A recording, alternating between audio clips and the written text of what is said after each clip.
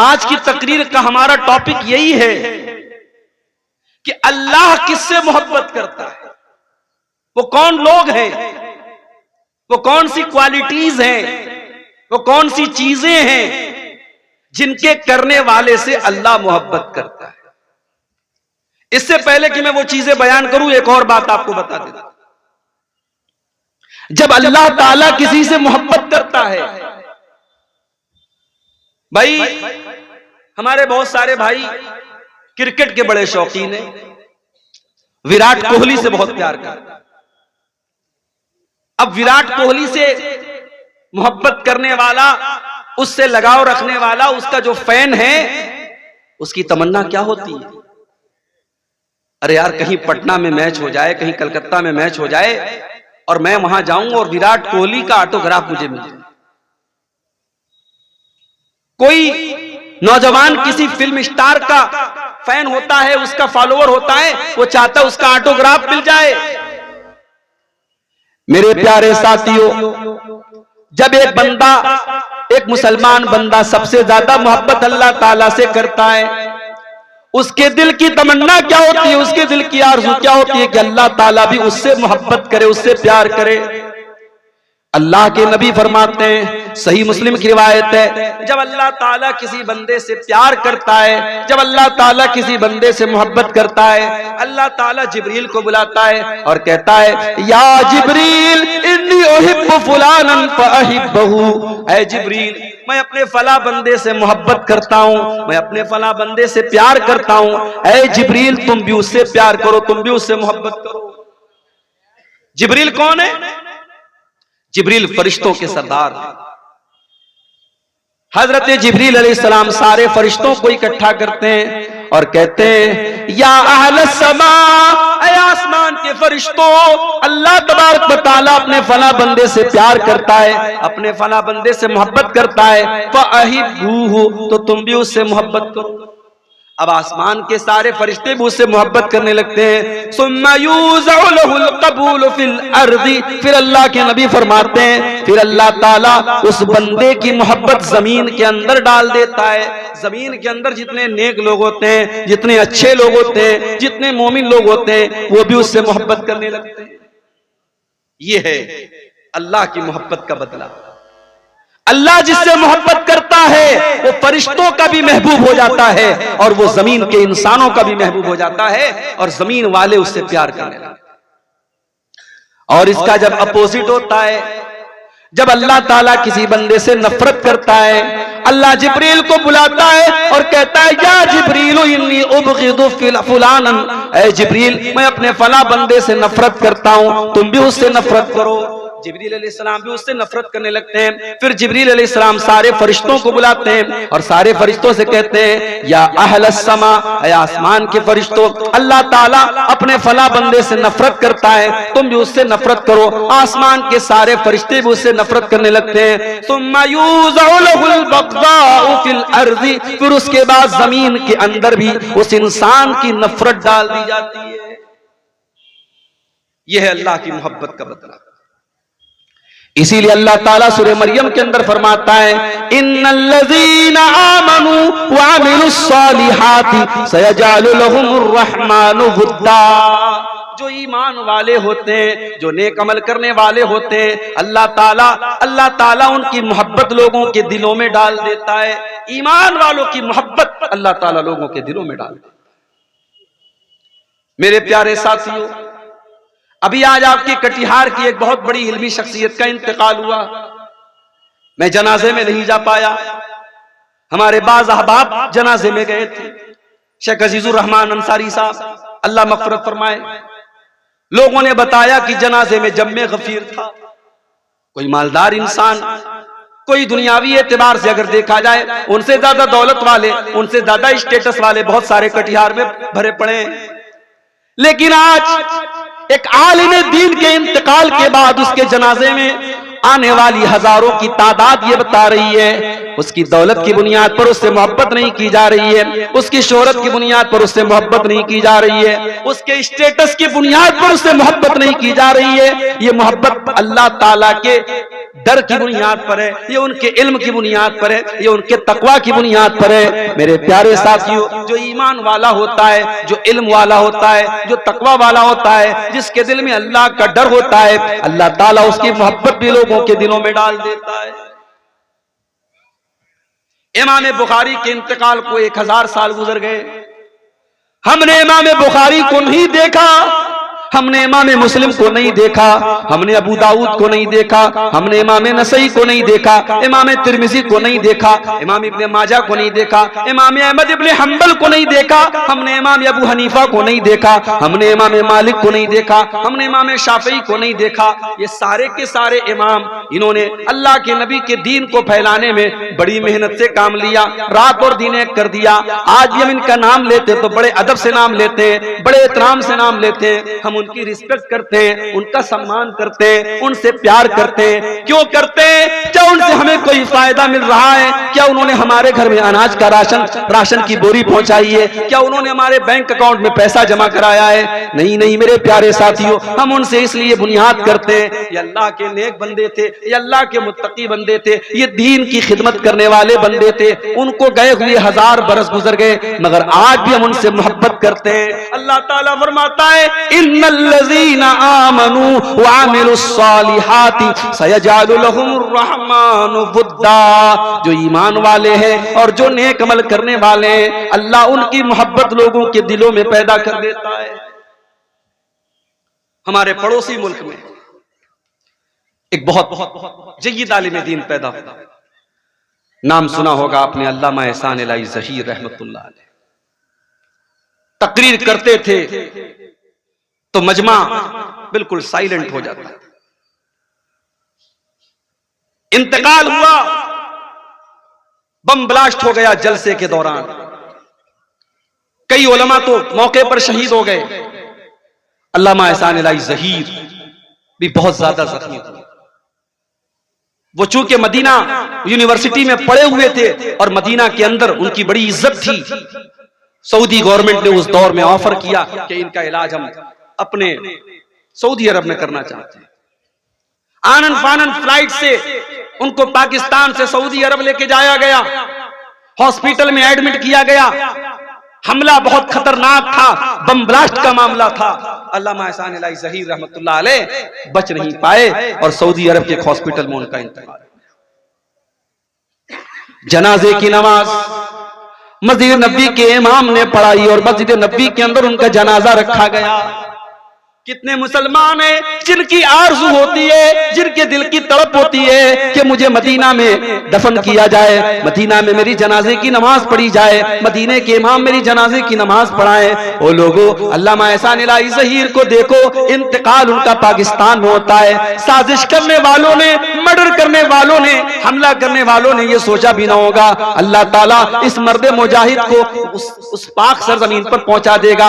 इंतकाल उनका सऊदी अरब में होता है, रियाज के हॉस्पिटल में होता है। मस्जिद नबी में जनाजे की नमाज पढ़ी जाती है और मस्जिद नबी के बगल में जो बकी का कब्रिस्तान है, जिसे जन्नतुल बकी भी कहा जाता है, उस कब्रिस्तान में हजारों सहाबा की कब्रें हैं। उस कब्रिस्तान में हजरते अल्लामा एहसान इलाही ज़हीर शहीद को दफन किया जाता है। और आज भी अल्लामा एहसान इलाही ज़हीर के दौर में तो यूट्यूब नहीं था, उनकी तकरीरें 2-4 वीडियो आपको मिल जाएगा, ज्यादातर उनकी तकरीर की ऑडियो मिलती है या फिर उनकी तकरीर के उन्होंने जो तकरीर की थी उसको लोगों ने किताबी शक्ल में बना दिया और आज भी किताबें मौजूद हैं। और जब पढ़ो तो महसूस होता है अल्लाह ताला ने इस मर्द मुजाहिद के अंदर कितनी हिम्मत और जुर्रत पैदा की थी और अल्लाह के रसूल से ये मर्द मुजाहिद कितनी मोहब्बत करता। इन्नल्लज़ीना आमनू व अमिलुस्सालिहाति सयजअलु लहुमुर रहमानु वुद्दा। जो लोग ईमान वाले होते हैं, जो नेक अमल करने वाले होते हैं, अल्लाह ताला उनकी मोहब्बत लोगों के दिलों में डाल देता है। तो आपने प्रयत्न करें, कोशिश करें कि हम अल्लाह ताला को के महबूब आमाल को हम अपने अंदर पैदा करें। हम वो चीजें अपने अंदर पैदा करें कि अगर हम उन चीजों पर अमल करें तो अल्लाह हमसे मोहब्बत करे, और जब अल्लाह ताला हमसे मोहब्बत करेगा तो अल्लाह ताला दुनिया में भी इज्जत देगा और आखिरत में भी बेहतरीन ठिकाना देगा। तो बोलिए आप लोग इंशाअल्लाह अमल करेंगे या नहीं करेंगे? सिर्फ एक कान से सुनना नहीं है मेरे भाई, दूसरे कान से उड़ाना नहीं है, इंशाअल्लाह अमल करना है। और आज की तकरीर में हम कुरान और सुन्नत की रोशनी में कुछ ऐसी चीजों को देखेंगे जिनका नाम लेकर के अल्लाह ने कहा कि हाँ, ऐसा करने वाले से हम मोहब्बत करते हैं, ऐसा करने वाले से हम मोहब्बत करते हैं, ऐसा करने वाले से हम प्यार करते हैं। तो वो चीज अगर हम अपने अंदर पैदा कर लें तो इंशाअल्लाह अल्लाह ताला हमसे भी प्यार करेगा। तो आइए शुरू करते हैं। कुरान का दूसरा पारा, वला तुल्कू बियदीकुम इला तालुका, ऐ ईमान वालो अपने आप को हलाकत में मत डालो। आजकल एक नारा चलता है, my body is my choice, मेरा जिस्म मेरी मर्जी। अरे न जिस्म तेरा है न मर्जी तेरी चलेगी। औरत ऐसा कपड़ा पहन करके निकलती है कि अगर ये कहा जाए कि वो औरत नंगी है तो गलत नहीं होगा। जिस्म पर दो चार धागे पड़े हैं और औरत घूम रही है, और कोई अगर एतराज करता है तो कहती है माई बॉडी माई चॉइस, मेरा जिस्म मेरी मर्जी। कान खोल करके सुन लो, न जिस्म तुम्हारा है न मर्जी तुम्हारी है। ये जिस्म भी अल्लाह ताला का है और मर्जी भी अल्लाह ताला की चलेगी। इसीलिए इस्लाम के अंदर सुसाइड करना हराम है, आत्महत्या करना हराम है, खुदकुशी करना हराम है। ये जिंदगी अल्लाह की अमानत है और अल्लाह ताला की इजाजत के बगैर आपको कोई अधिकार नहीं है, आपको कोई हक नहीं है कि आप अपनी जिंदगी को खत्म करें। अब हमारे जो भाई बीड़ी पीते हैं, हमारे जो भाई खैनी खाते हैं, हमारे जो भाई सिगरेट पीते हैं, हमारे जो नौजवान भाई गुटखा खाते हैं, बड़े प्रेम से बड़े प्यार से बड़ी मोहब्बत से कहना चाहता हूं, फतवा अपनी जगह है, उलमा के बयानात अपनी जगह है, बस कुरान की एक आयत पढ़ रहा हूं, वला तुल्कू बिअयदीकुम इला तहलुका।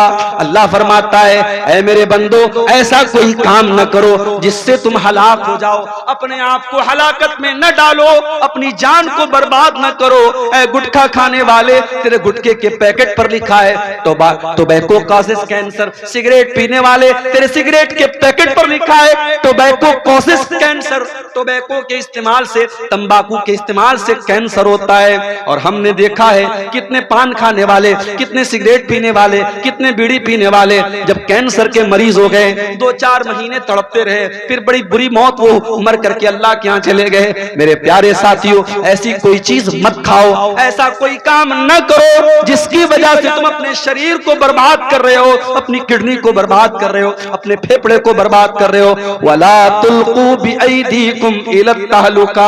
अल्लाह फरमा रहा है अपने आप को हलाकत में मत डालो।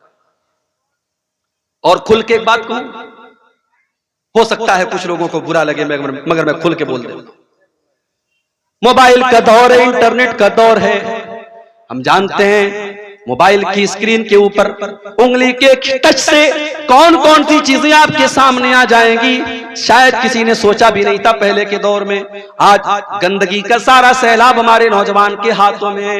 रात का अंधेरा है, कमरे की तन्हाई है, आपका मोबाइल स्क्रीन है और आप क्या देख रहे हैं या तो आप जानते हैं या आपका रब जानता है। कितने हमारे नौजवान हैं इस तरीके के गंदे वीडियोस देखते हैं, फिर उसके बाद वो अपनी जवानी को बर्बाद करते हैं और जब उनकी शादी होती है अपनी बीवी का हक अदा करने के काबिल भी नहीं होते हैं। मैं अपने नौजवान साथियों से बड़ी मोहब्बत से कहना चाहता हूं, भाई मेरे अपने जिस्म को बर्बाद न कर, अपनी जवानी को बर्बाद न कर, कल तुझे पछताना पड़ेगा।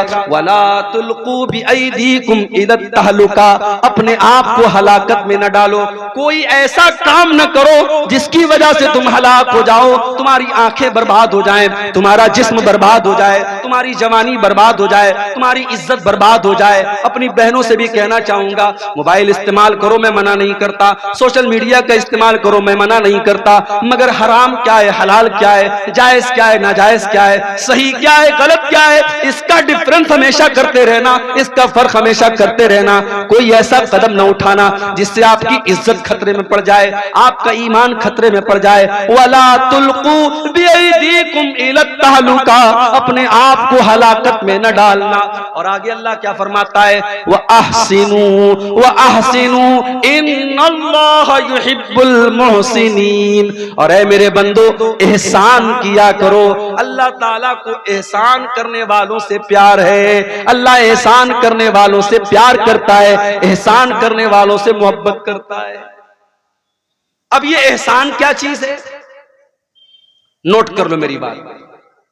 शरीयत में एहसान 3 चीजों को बोलते हैं। एहसान का पहला मतलब, मैं नमाज पढ़ रहा हूं। अब नमाज पढ़ने का 2 मकसद हो सकता है। एक मकसद तो ये हो सकता है, मैं इसलिए नमाज पढ़ रहा हूं कि गांव के लोग ये ना कहे कि बेनमाजी है। मैं नमाज पढ़ रहा हूं इसलिए पढ़ रहा हूं कि मेरा बाप ये ना बोले कि मैं बेनमाजी हूं। मैं नमाज पढ़ रहा हूं इसलिए पढ़ रहा हूं कि गांव वाले बोले कि ये बड़ा मुत्तकी आदमी है, बड़ा नेक आदमी है। एक मकसद तो ये हो सकता है। और एक मकसद ये होता है, मैं नमाज इसलिए पढ़ रहा हूं कि 5 टाइम की नमाज मेरे ऊपर अल्लाह ने फर्ज करार दी है। अगर मैं नमाज नहीं पढ़ूंगा, अल्लाह क्या मुझे जवाब देना पड़ेगा, अल्लाह क्या अजाब मिलेगा। अल्लाह की सजा के डर से और अल्लाह को राजी करने के लिए मैं नमाज पढ़ रहा हूं। मेरे प्यारे साथियों, एहसान यही है कि आप जो भी काम करें, जो भी नेकी करें, मकसद लोगों को दिखाना ना हो, मकसद पब्लिक को दिखाना ना हो, मकसद अल्लाह ताला को राजी करना हो। इसीलिए अल्लाह के नबी एहसान का मतलब बयान करते हुए फरमाते हैं, अंताबुदल्लाह कान्नका तरा। एहसान ये है कि तुम अल्लाह की इबादत जब करो तो ये सोच करके करो कि तुम अल्लाह को देख रहे हो। फ़इल्लम तकुन तरा, और अगर तुम ये सोच नहीं सकते कि तुम अल्लाह को देख रहे हो, फ़इन्नहु यराका, तो तुम ये सोच करके नमाज पढ़ो, तुम ये सोच करके इबादत करो कि अल्लाह ताला मुझको देख रहा है। मेरे प्यारे साथियों, ये एहसास अगर आपके अंदर है, इसी का नाम एहसान है। आज कौन अल्लाह से डरता है? दुकान के ऊपर कैमरा लगा हुआ है, जाके पूछो दुकानदार से, तूने कैमरा क्यों लगाया? तेरी दुकान पर 5-5, 10-10 कैमरे क्यों लगे? जाओ कटिहार के बड़े बड़े शोरूम में चले जाओ, जाकर के दुकानदारों से पूछो, तुमने अपनी दुकान पर इतने बड़े बड़े कैमरे क्यों लगाए? वो बोलेगा, हमने सुरक्षा के लिए लगाए, हमने सिक्योरिटी के लिए लगाए। अगर हमारी दुकान का माल कोई चुरा के लेके जाने लगेगा, हम कैमरे से पकड़ लेंगे, हम कैमरे से देख लेंगे। आज कैमरा लग गया, सामान चोरी होने बंद हो गए। आज कैमरा लग गया, दिल्ली के अंदर लड़कियों से छेड़छाड़ कम हो गई। आज कैमरा लग गया, रेप की घटनाएं कम हो गई। कैमरा लग गया, इंसान डर गया, नहीं यार कैमरा लगा हुआ है, सब रिकॉर्ड हो रहा है। मेरे प्यारे साथियों, इंसान के बनाए हुए कैमरे से डर गया। इंसान का बनाया हुआ कैमरा तो फेल भी हो सकता है, इंसान का बनाया हुआ कैमरा तो खराब भी हो सकता है। इंसान का बना हुआ कैमरा तार से और वायर से चल रहा है, इंटरनेट से चल रहा है, इंटरनेट रुक गया, वायर कट गया, तार कट गया, लाइट ऑफ हो गई, कैमरे ने काम करना बंद कर दिया। मेरे प्यारे साथियों, एक कैमरा अल्लाह ताला ने भी हमारे और आपके ऊपर लगाया है, और ये कैमरा लाइट से नहीं चलता, ये कैमरा बैटरी से नहीं चलता, ये कैमरा इन्वर्टर से नहीं चलता, ये अल्लाह ताला की कुदरत से चलता है, और ये कैमरा कभी बंद होने वाला नहीं है। व इन्ना अलैकुम लहाफिजीन किरामन कातिबीन यालमूना मा तफअलून। मेरे बंदो, हमने तुम्हारे अमाल को रिकॉर्ड करने के लिए, हमने तुम्हारी हरकतों को नोट करने के लिए, हमने किरामन कातिबीन को मुकर्रर कर दिया है, जो तुम्हारी एक एक एक्टिविटी को, एक एक अमल को रिकॉर्ड कर रहे हैं। तुम जो भी कर रहे हो सब लिखा जा रहा है, तुम मेरे फरिश्तों से कुछ छुपा नहीं सकते। आप जलसे में गए थे, सामने कोई खूबसूरत लड़की आ रही थी, आप माशाल्लाह कुर्ता पैजामा भी पहने हुए थे, आपने सर पे टोपी भी लगाई थी। आपने सोचा कि डायरेक्ट अगर लड़की को देखूंगा गांव वाले सोचेंगे बड़ा बेहुदा आदमी है, बड़ा बदतमीज आदमी है। आपने नजरें कहीं और कर दी, निशाना कहीं और कर दिया, आपकी निगाहें कहीं और हैं, निशाना कहीं और है, कोई दूसरा आदमी देखने वाला नहीं है। अल्लाह फरमाता है, यालमु खाइनतल आयुनि व मा तुख्फिस सुदूर। अल्लाह तो वो है जो तुम्हारी आंखों की चोरी को भी जानता है। जब तुम्हारी आंखें इधर उधर चक्कर लगाती हैं, तुम्हारे आंखें कहीं होती है, निशाना कहीं होता है। वमा तुख्फिस सुदूर, अल्लाह तो वो है जो तुम्हारे दिल के अंदर छुपे हुए राज और भेद को भी जानता है। उससे बच के कहां जाओगे मेरे भाई? उसका कैमरा तो कभी बंद नहीं होगा। और कल कयामत का दिन जब आएगा और हम और आप अल्लाह के पास जाएंगे, हमारी जिंदगी भर के कैमरे की रिकॉर्डिंग हमारे सामने रख दी जाएगी। ववुज़िअल किताब, तुम्हारी जिंदगी भर की किताब, तुम्हारा नाम आमाल, तुम्हारा सारा कच्चा चिट्ठा तुम्हारे सामने रख दिया जाएगा। फतरल मुजरिमीना मुशफिकीना मिम्मा फीही व यक़ूलूना या वैलतना मा लिहाज़ल किताबि ला युगादिरु सगीरतन वला कबीरतन इल्ला अहसाहा। और बंदा कहेगा अल्लाह ये कैसी किताब है, ये कैसा रजिस्टर है, ये कैसा नाम आमाल है, इसके अंदर कोई छोटा से छोटा और बड़ा से बड़ा कोई अमल ऐसा नहीं है जो इसके अंदर रिकॉर्ड न किया गया हो। हमारे ये यूट्यूबर लोग बैठे माशाअल्लाह, हम और आप सोचते हैं यार कितनी खिदमत कर रहे हैं, दूर दूर से पूर्णिया से कहां कहां से आते हैं, जलसे में कितनी मेहनत कर रहे हैं, मगर आज भी इतना मना करने के बावजूद और इतना बोलने के बावजूद कई चैनल वाले ऐसे हैं, तकरीर मैं कर रहा हूं, कोई और बात कर रहा हूं और वो उस पर हेडिंग कुछ और लगा रहे हैं। फलस्तीन में जो वाकयात हो रहे हैं, मैंने एक तकरीर में थोड़ा सा जिक्र किया, इन्होंने मिर्च मसाला लगा के हेडिंग लगा दी, इसराइल के खिलाफ बोले मौलाना। अब इंडिया टीवी वाले ने कल चला दिया मेरा भी वीडियो। अब भाई मीडिया वाला तो तलाश करता है ना यूट्यूब पर, आपकी भड़काऊ हेडिंग ने जलती में तेल का काम किया। जो बात मैंने बोली नहीं उसका भी जिम्मेदार मुझे करार दे दिया। क्यों ऐसा काम करते हो मेरे भाई? ऐसी गंदी गंदी तस्वीरें मेरे फोटो के साथ लगा करके हेडिंग लगा दी। कुंवारे लोग ना देखे इसको, शादीशुदा लोग देखे। अब आदमी सोचा यार पता नहीं मौलाना ने ऐसी कौन सी बात बयान की। इस तरीके की उल्टी सीधी हेडिंग और थंबनेल लगा करके आज ये चैनल वाले 4 पैसे कमा तो लेंगे मेरे भाई, मगर कल अल्लाह क्या जवाब देना पड़ेगा। तूने एक आलिम की इज्जत, एक मुकर्रिर और एक तकरीर करने वाले खतीब की इज्जत पर तूने बट्टा लगाने की कोशिश की है और तूने पैसे के लिए तू इस हद तक गिर गया, अल्लाह क्या जवाब देना पड़ेगा मेरे प्यारे साथियों। कल कयामत के दिन हम सब की जिंदगी का नाम आमाल और हमारा कच्चा चिट्ठा और हमारी पूरी वीडियो फाइल, हमारी पूरी वीडियो रिकॉर्डिंग, हमारी जिंदगी की एक एक्टिविटी हमारे सामने रख दी जाए। ववजदू मा अमिलू हाजिरा, तुमने जो भी अमल किया होगा सब तुम्हारे सामने आ जाएगा। वला यज़लिमु रब्बुका अहदा, और अब्दुल गफ्फार साहब की फाइल में वही बात होगी जो उन्होंने किया है। मुनीरुल इस्लाम साहब की फाइल में वही बात होगी जो उन्होंने किया होगा।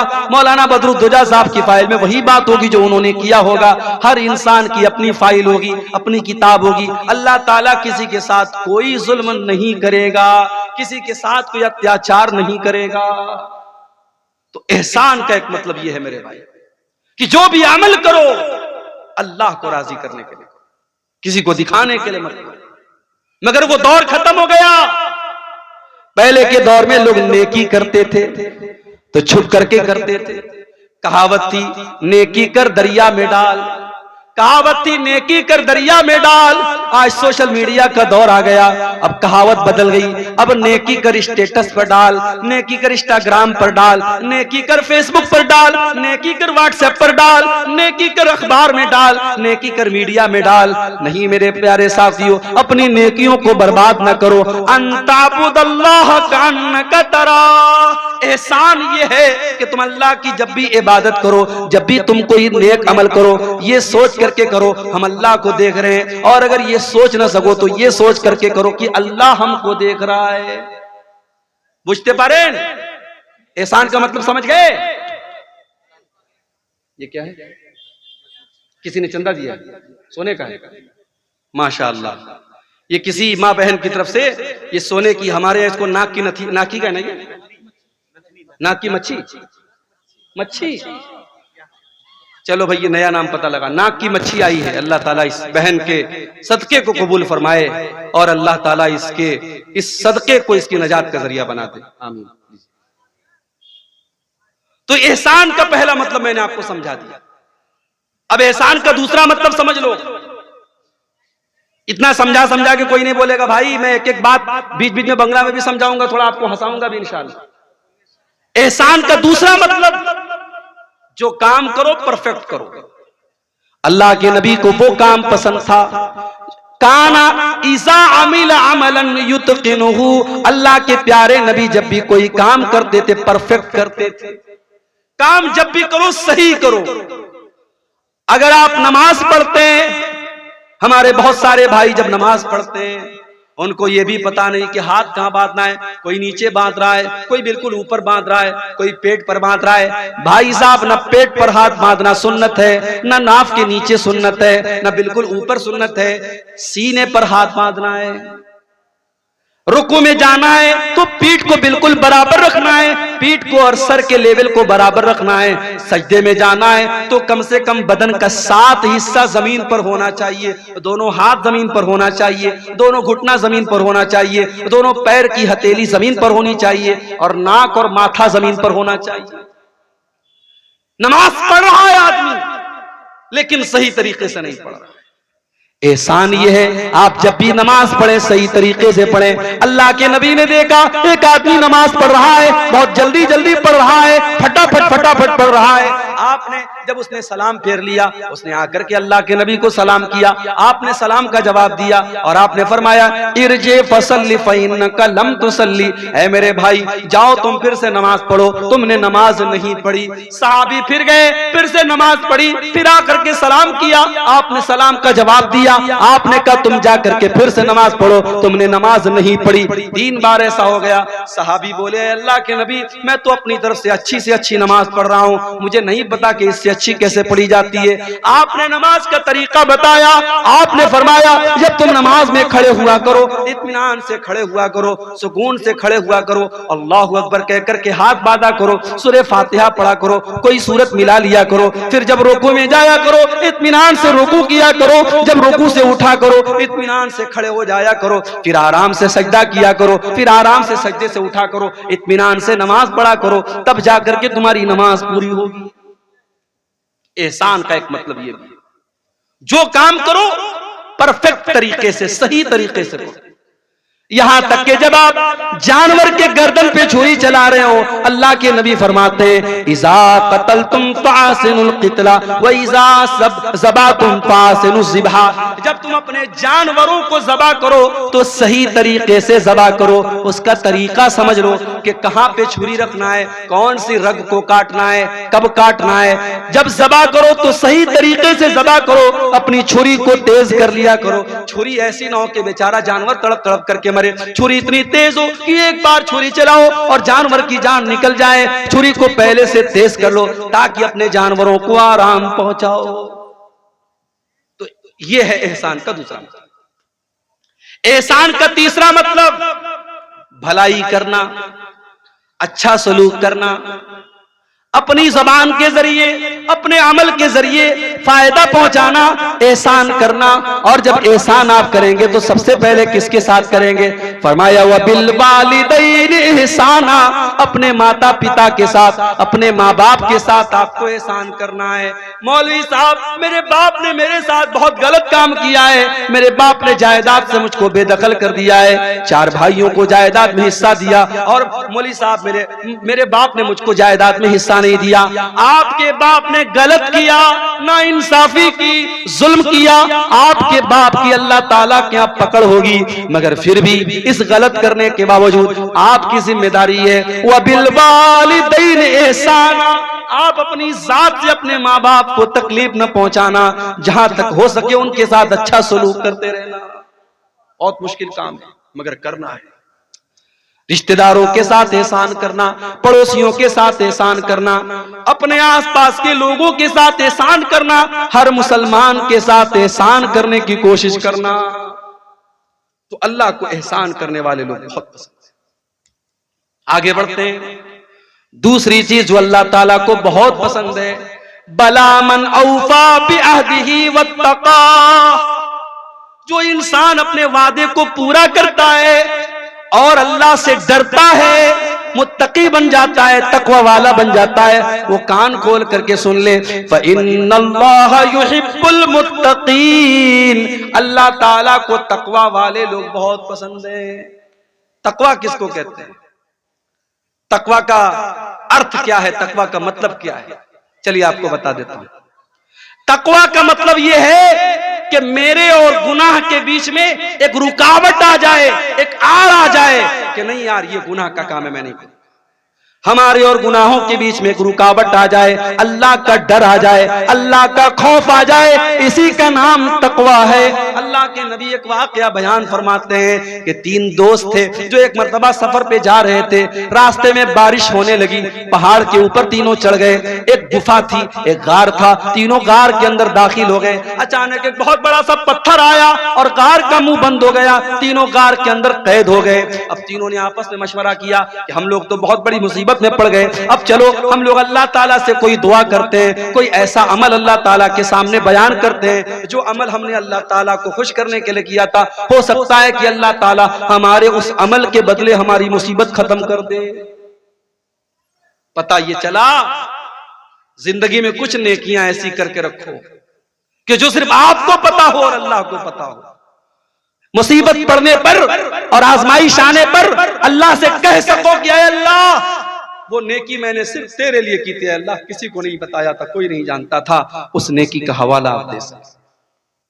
तीनों गार के अंदर फंसे हुए हैं, पहाड़ की गुफा के अंदर फंसे हुए हैं और तीनों अपनी अपनी नेकियों को बयान कर रहे हैं। उन तीनों में एक आदमी कहता है, ऐ अल्लाह मेरी एक चचाजाद बहन थी, मेरी चचा की लड़की थी और मैं उससे बहुत प्यार करता था, बहुत मोहब्बत करता था, मैं उससे बहुत प्यार करता था, मैं उसको पाना चाहता था, उसके साथ अपनी शहावत को पूरी करना चाहता था, मुझे मौका नहीं मिल रहा था। एक मर्तबा ऐसा हुआ कि गांव में सूखा पड़ गया, कहत साली पड़ गई, लोग अनाज के दाने दाने को तरसने लगे। वो चचाजाद बहन, वो चचा की लड़की मेरे पास आती है और मुझसे मदद मांगती है। मैं कहता हूं मैं तुझको 100 दिरहम दूंगा या 100 दीनार दूंगा।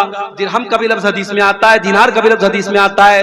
मैंने कहा मैं तुझको 100 दीनार दूंगा, शर्त ये है तुझे मेरे साथ गलत काम करना पड़ेगा, मेरी बरसों की आरजू पूरी करनी पड़ेगी, मेरी हवस को बुझाना पड़ेगा।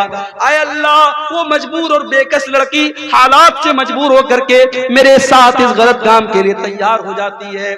और जब वो टाइम आता है, जब वो वक्त आता है जब मैं उसके साथ बदकारी करने वाला था, गलत काम करने वाला था, ज़िनाकारी करने वाला था, ऐन मौके पर उस लड़की की जुबान से एक लफ्ज निकलता है, वो कहती है इत्तकिल्लाह इत्तकिल्लाह, ऐ फला बिन फला, ऐ मेरे चचा के बेटे अल्लाह से डर, वला तफुज्जल खातम इल्ला बिहक्किही, जिस चीज को तुझे अधिकार नहीं है इस्तेमाल करने का उस चीज को तू इस्तेमाल न कर, जिस चीज पर तेरा हक नहीं है उस चीज पर तू अपना हक इस्तेमाल न कर। ऐ अल्लाह जब तेरा नाम मैंने उस लड़की के मुंह से सुना मैं डर गया, मैंने फौरन अपना इरादा चेंज कर दिया, मैंने उसको पैसा भी दे दिया, मैंने दीनार भी दे दिया और अपने गलत काम से मैंने तौबा कर ली। ऐ अल्लाह अगर ये सच्चा अमल मैंने तेरे डर से किया है, ऐ अल्लाह हमारी मुसीबत को दूर कर दे। लंबी हदीस है, तीनों ने दुआ की, अल्लाह ताला ने मुसीबत को दूर कर दिया। मेरे प्यारे साथियों तकवा इसी का नाम है,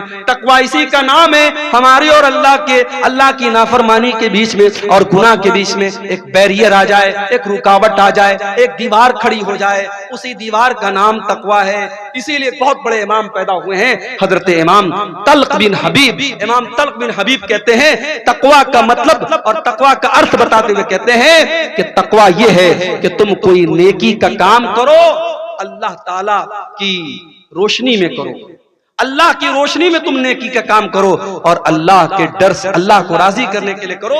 और किसी गुनाह से बचो तो अल्लाह के डर से बचो और अल्लाह की तरफ से रोशनी में, अल्लाह की रोशनी में उस गुनाह से बच जाओ। और हजरत अबू हुरैरा और बाज़ रिवायात में हजरत उमर का नाम आता है कि हजरत उमर फारूक ने हजरत उबई बिन काब से पूछा था कि ऐ उबई बिन काब तकवा किस चीज का नाम है।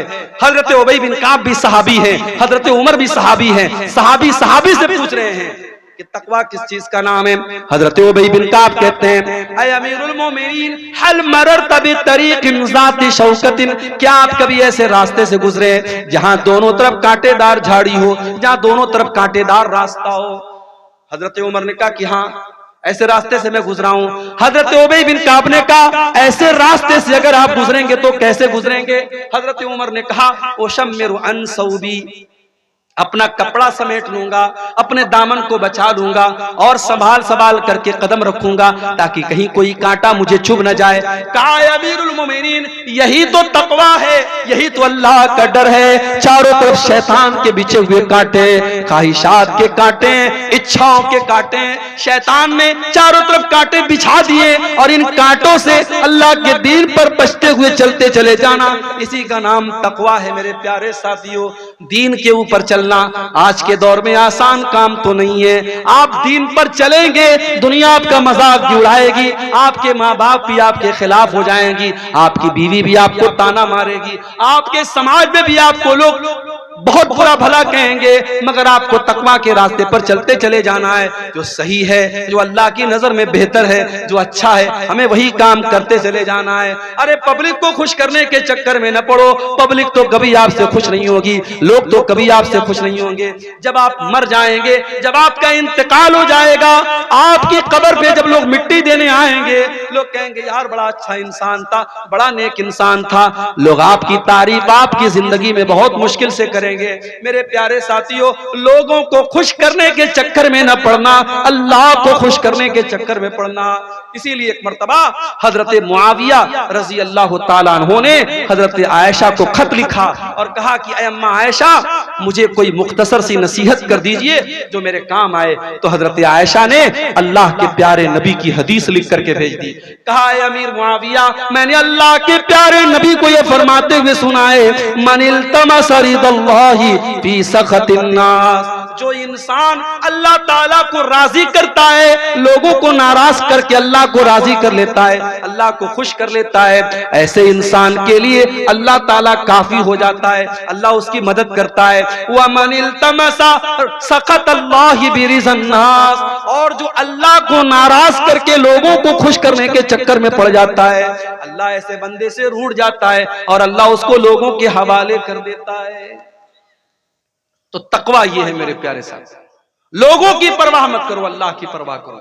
अल्लाह का डर हमारे दिल में पैदा हो जाए, इसी का नाम तकवा है। और अल्लाह को मुत्तकी लोग बहुत पसंद है। और आगे बढ़िए, अल्लाह ताला को ऐसे लोग भी बहुत पसंद है जो तौबा कर लेते हैं, जो गुनाह करने के बाद, गलती करने के बाद उनके दिल में ये एहसास पैदा होता है कि मैंने गलत काम किया है। आप गाड़ी चला रहे हैं, लाभा स्टेशन आपको जाना है, गलती से आपने मालदा वाला शमसी वाला रास्ता पकड़ दिया, रास्ते में एहसास हुआ कि यार मैंने गलत ट्रैक पकड़ लिया, आपने गाड़ी को घुमा दिया, यू टर्न ले लिया। अरबी में यू टर्न लेने को तौबा कहा जाता है। अल्लाह के दीन से आप हट गए, कोई गुनाह का काम आपने किया, अचानक आपको एहसास हुआ कि मैंने गलत किया। जहां आपको एहसास हुआ, आपने अपना रास्ता फौरन चेंज कर लिया, आपने गुनाह को छोड़ दिया, इसी का नाम तौबा है। और अल्लाह कुरान में कहता है, इन्नल्लाह युहिब्बुत तव्वाबीन, ओ लोगों, अल्लाह ताला तौबा करने वालों से मोहब्बत करता है। एक बात बोलूं, हम इंसान हैं, हम फरिश्ते नहीं हैं। कोई जितना भी नेक इंसान और मुत्तकी इंसान है, अगर वो ये कहता है कि मैंने कभी गुनाह नहीं किया, झूठ बोल रहा है। हर इंसान के दामन पे दो चार धब्बे मौजूद है मेरे भाई। यह अलग बात है, किसी के दामन के धब्बे नजर आ रहे हैं और किसी के दामन के धब्बों पर अल्लाह ताला ने पर्दा डाल के रखा है, लेकिन हर इंसान गुनहगार है। गुनाह का होना ये बड़ी बात नहीं है, गुनाह का हो जाना ये कोई बहुत बड़ी बात नहीं है। गुनाह के होने के बाद दिल में अगर ये फीलिंग आ रही है, ये एहसास हो रहा है कि हमने गलत काम किया है, और आदमी तौबा कर लेता है, तो ऐसे लोगों अल्लाह ताला क्या कामयाब हो जाएंगे। अल्लाह ने फरमाया, वल्लज़ीना इज़ा फ़अलू फ़ाहिशतन औ ज़लमू अनफुसहुम ज़करुल्लाह, मेरे नेक बंदे वो हैं, मेरे जन्नती बंदे वो हैं, जब उनसे कोई गलत काम हो जाता है, कोई गुनाह का काम हो जाता है, जब वो अपनी जान के ऊपर जुल्म कर लेते हैं, ज़करुल्लाह, वो अल्लाह ताला को याद करते हैं, फस्तगफरू लिज़ुनूबिहिम, और अपने गुनाह की माफी मांगते हैं, अल्लाह से अपने गुनाह से तौबा करते हैं, इस्तिगफार करते हैं। वमन यग़फिरुज़्ज़ुनूब इल्लल्लाह, और अगर अल्लाह ताला माफ नहीं करेगा तो कौन करेगा। अगर अल्लाह नहीं करेगा तो कौन करेगा? वलम युसिर्रु अला मा फालू वहुम यालमून। और अल्लाह के नेक बंदे गुनाह के ऊपर जमे नहीं रहते, गुनाह के ऊपर डटे नहीं रहते। गुनाह के ऊपर कभी डटने की कोशिश मत करो, कभी गुनाह पर डिटाई मत करो मेरे प्यारे साथियों। अगर गुनाह हो गया, गलती हो गई, अल्लाह की नाफरमानी हो गई, तो इब्लीस वाला तरीका मत अपनाओ। इब्लीस का तरीका क्या था? इब्लीस ने गलत काम भी किया, और जब अल्लाह ताला ने कहा कि तूने सजदा क्यों नहीं किया आदम को, तो इब्लीस ने ढिठाई से काम किया। इब्लीस ने कहा मैं क्यों सजदा करूं, मैं बेहतर हूं आदम से। तूने आदम को मिट्टी से बनाया, मुझे आग से बनाया, मैं क्यों सजदा करूं आदम को। इब्लीस ने गुनाह भी किया, और गुनाह करने के बाद अपने गुनाह की दलील भी देने लगा, और गुनाह के ऊपर डट गया। इब्लीस का तरीका मत अपनाइए, आदम का तरीका अपनाइए। आदम अलैहिस्सलाम से गलती हो गई, उनको एहसास हुआ कि मैंने बहुत बड़ा गुनाह कर दिया। उन्होंने अल्लाह की बारगाह में तौबा की। हमारे बाप आदम ने भी की, और हमारी माँ हव्वा ने भी की। और रब्बना ज़लमना अनफुसना व इल्लम तगफिर लना व तरहमना लनकूनन्ना मिनल खासिरीन। ऐ हमारे परवरदिगार, हमने अपनी जान के ऊपर बहुत जुल्म कर लिया, बहुत गलती कर ली। ऐ अल्लाह, अगर तूने नहीं बख्शा और तूने रहम नहीं किया तो हम खसारा उठाने वालों में से हो जाएंगे। तो तौबा करने वाले अल्लाह ताला को बहुत पसंद है। और आगे बढ़िए, अल्लाह ताला को पाक साफ लोग भी बहुत पसंद है। पाक साफ, पाक साफ बुझते पारे, समझ रहे? पाक साफ किसको कहते हैं? जो हर एतबार से पाक रहता हो, शरीर भी पाक, आत्मा भी पाक, जाहिर भी पाक और बातिन भी पाक, जिस्म भी पाक और रूह भी पाक। अल्लाह को पाक लोग बहुत पसंद है। औरतों को जो पीरियड आता है, सहाबा ने अल्लाह के नबी से पूछा कि अल्लाह के नबी, जब औरतें पीरियड में हो तो क्या हम उनके साथ खाना खा सकते हैं कि नहीं, उनके साथ उठ बैठ सकते हैं कि नहीं, उनके शरीर को टच कर सकते हैं कि नहीं? अल्लाह ने कुरान की आयत नाजिल कर दी, वयसअलूनका अनिल महीज़। ऐ नबी, लोग आपसे सवाल करते हैं औरतों के पीरियड के बारे में। कुल हुआ अज़ा, आप बता दीजिए कि वो औरतों के लिए तकलीफ का टाइम होता है, वो औरतों के लिए तकलीफ का टाइम होता है। फातज़िलुन निसा फिल महीज़, जब पीरियड का टाइम आ जाए तो औरतों से दूर रहना। दूर रहने का मतलब यह है उनसे संबंध नहीं बनाना, उनसे ताल्लुक कायम मत करना। फैज़ा ततहरना, जब उनका पीरियड खत्म हो जाए, वो पाक हो जाए, वो गुस्ल कर लें। फातूहुन्ना मिन हैसु अमरकुमुल्लाह। तो ऐ मुसलमानों, अब तुम अपनी बीवी से मुलाकात कर सकते हो उस तरीके से जिस तरीके से अल्लाह ताला ने तुमको हुक्म दिया है। उसके बाद फरमाया कि इन्नल्लाह युहिब्बुत तव्वाबीना व युहिब्बुल मुतत्तहिरीन। अल्लाह ताला को तौबा करने वाले लोग पसंद है, और अल्लाह ताला को पाक साफ लोग पसंद है। पाक साफ लोग पसंद है। गैर मुस्लिम को देखो, खड़ा होकर पेशाब करता है, पैट की जिप खोला, पेशाब किया, पैट की जिप बंद, काम खत्म। पेशाब कहां पड़ा? शरीर पे पड़ा, हाथ में पड़ा, पैर पे पड़ा, कपड़े पे पड़ा, कोई मतलब नहीं। मुसलमान कहीं भी चला जाएगा, वो या तो पानी तलाश करेगा, पानी नहीं है कंकर पत्थर तलाश करेगा। बगैर इस्तिंजा किए, बगैर पाकी और सफाई किए वो पेशाब नहीं करेगा। और यही फर्क है हमारे और दूसरों के बीच में। हमारे नबी ने हमें पेशाब और पाखाना करने के आदाब भी बताए हैं, इस्तिंजा करने के आदाब भी बताए हैं, कैसे इस्तिंजा करना है और कैसे नहीं करना है। सफाई सुथराई हमारे दीन के अंदर।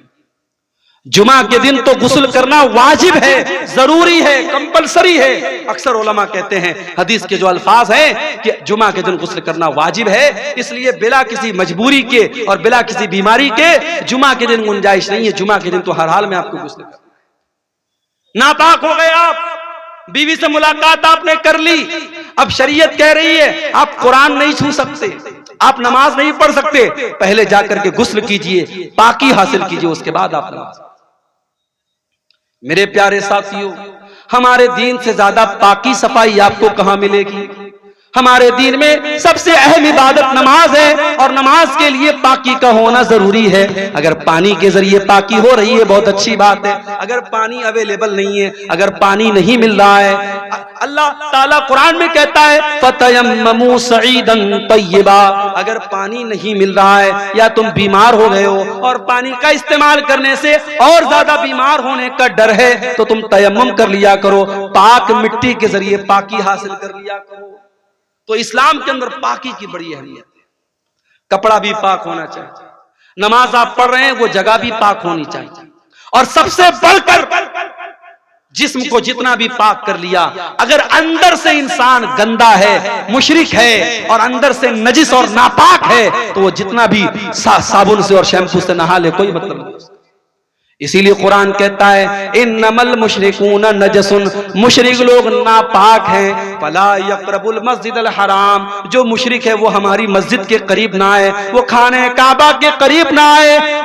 अय अल्लाह, वो तो साबुन से नहाता है, वो तो शैम्पू से नहाता है। अल्लाह ने फरमाया उसका शरीर तो पाक है, उसका जिस्म तो पाक है, मगर जो अल्लाह के अलावा किसी गैर के दर पे जाके सर झुका रहा है उसका शरीर तो पाक है लेकिन उसकी रूह नापाक है, वो अंदर से नापाक है। ऐसा आदमी मेरे खाने काबा के करीब ना आए। तो अपने अकीदे को भी पाक करो। अभी कुछ दिनों पहले मेरा एक प्रोग्राम था बरेली में। बरेली यूपी के अंदर एक जगह है और वहां की दो चीजें बड़ी मशहूर है। एक तो बरेली का पागल खाना बहुत मशहूर है और दूसरे बरेली का के अंदर एक दरगाह है। एक बरेलवी आलिम थे, उनका नाम था मौलाना अहमद रजा खान बरेलवी, तो उनकी कब्र है वहां पर, उनको आला हजरत कहा जाता है। तो जब मैं बरेली गया तो वहां के नौजवानों ने कहा कि मौलाना चलिए आपको आला हजरत की कब्र पे लेके चलते हैं। मैंने कहा चलो देखते हैं। मैं भी थोड़ा सा इस तरीके की जगहों पर जाके चेक करता हूं क्या क्या हो रहा है। गया मैं, अभी आला हजरत की कब्र बहुत दूर है। दूर से ही जहां सड़क शुरू हो रही है रास्ते में लिखा हुआ है राहे आला हजरत। ये आला हजरत का रास्ता है, ये आला हजरत की दरगाह पे जाने वाला रास्ता है। बहरहाल मैं गया अंदर। जैसे जैसे मैं अंदर जा रहा हूं, चादर की दुकानें, फूल माला की दुकानें, टोपी की दुकान, घड़ी भी मिल रही है तो घड़ी के ऊपर आला हजरत का निशान बना हुआ है। कैलेंडर मिल रहा है, कैलेंडर पर आला हजरत का निशान। टोपी मिल रही, टोपी पर आला हजरत का निशान। जब मैं कब्र के पास पहुंचा, या मजार कह लीजिए, मजार के पास पहुंचा तो देखा कि एक तरफ मर्दों की भीड़ है, एक तरफ औरतों की भीड़ है। अंदर लोग जा रहे हैं और अंदर जाने के बाद लोग ऐसे हाथ बांध के, जैसे हम नमाज में खड़े होते हैं, कब्र के पास खड़े हो रहे हैं और आला हजरत से जो है दुआ मांग रहे हैं। उसके बाद पीछे पैर वापस आ रहे हैं।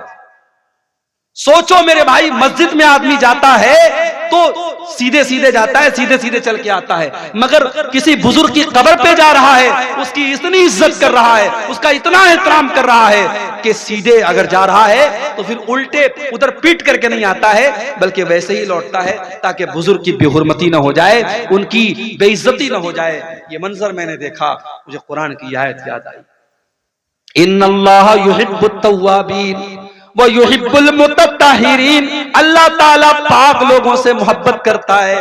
मेरे प्यारे साथियों, जो इंसान अल्लाह के अलावा किसी कब्र पे जाके सर झुकाता है, किसी दरगाह पे जाके सर झुकाता है, किसी पेड़ के पास जाके सर झुकाता है, किसी पत्थर के बुत के आगे सर झुका रहा है, वो जितना भी परफ्यूम से नहा ले, वो खुशबू में बसा ले, वो नहा ले, वो गुस्ल कर ले, वो नापाक ही रहेगा, वो पाक नहीं हो सकता है। अल्लाह के पाक वो है जिसका दिल पाक हो, जिसका अकीदा पाक हो, जिसके दिल में ईमान हो, जिसके दिल में तौहीद हो। और पाक होने का एक और मतलब भी समझ लो मेरे प्यारे साथियों, आपका दिल भी पाक होना चाहिए। आपके दिल में किसी मुसलमान भाई के लिए कीना कपट नहीं होना चाहिए, किसी मुसलमान भाई के लिए छल कपट नहीं होना चाहिए, किसी मुसलमान भाई के लिए धोखाधड़ी नहीं होनी चाहिए।